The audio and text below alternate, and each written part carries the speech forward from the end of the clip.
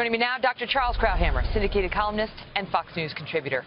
Charles, great to see you. So first, let's just start with, separate and apart from that exchange, your overall thoughts on how the debate went. Well, unfortunately, the big loser was the moderator. I don't envy her position, but she lost control of the debate very early. The candidates were talking over each other. And this is a pet peeve I have with all moderators, not just this one, although it was worse than this one. You know, towards the end, you were getting really good exchanges of the kind where they were going at each other, quite revealing. And she would say, we have to stop and go on to another subject. To which I would say, why?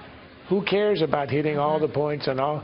At one point, I was watching some other folks who burst out laughing when she said, yes, but we were going to talk about North Korea.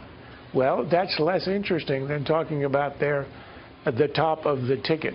Look, I thought in the end it obviously didn't move the needle because they were each trying to do something completely different and to some extent succeeded. Kaine was trying to spread a little nuclear, well, I wouldn't call them nuclear, conventional explosives all over the place by mentioning all the misstatements, outrageous statements that Trump had said. And it's clear that Pence had made a decision not to go down the rabbit hole on every one of these, because otherwise he never would have talked about anything else. But it did make him look defensive. And I didn't do a content analysis, but I would guess that most of the time it was spent defending, or at least with the Pence-Trump team, on the defense. What Kaine tried to do was simply to say, this guy is unreliable, that this guy has the wrong temperament. But Pence's strategy, and I thought he won on tone, it was always calm and collected. It was a kind of Reagan saying to Carter, there you go again, was to simply say, well, perhaps my guy has made misstatements, but your candidate and her people have been in charge for 8 years and, in a larger sense, for 30 years, and look where we are. Look at the state of the world, and that's what he concentrated on. What he has said, that's what Kaine was talking about, but what Pence talked about is what she had done and not done. And I thought on that, enumerating, for example, the failures with Russia, he did very well. What do you make of the notion that Trump could be, that the questions about his temperament can be answered or at least assuaged by this calm, cool, collected running mate? I think to some extent, if you've got a very hot candidate, what you want is a cool number two. You want something to say, well, there's, you know, for example, if Trump had chosen Newt Gingrich, I think he said they were both pirates.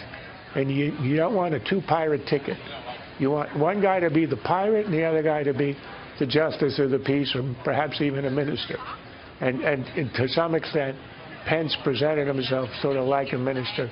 Reasoned, reasonable, very serious answer, I thought, at the very end on the question of religion. So I think that helps the ticket to whatever extent the vice president can. Unfortunately, he or she usually doesn't.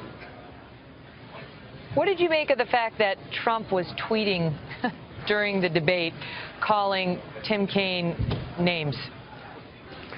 That means that the Trump campaign has not succeeded in taking away his cell phone. And that remains like job number one for Kellyanne and the rest of the gang. It was harmless, at least the ones you showed on the screen.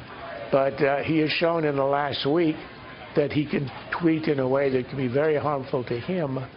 And I don't think he ought to be allowed near one.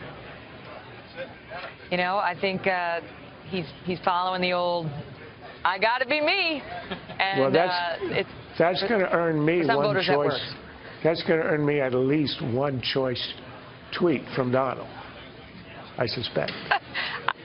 I think I've already received mine tonight. He was just letting me know that Kellyanne was here in the audience and he was out in Nevada and nobody was watching his thumbs. And that became apparent soon thereafter. Charles, great to see you. My pleasure.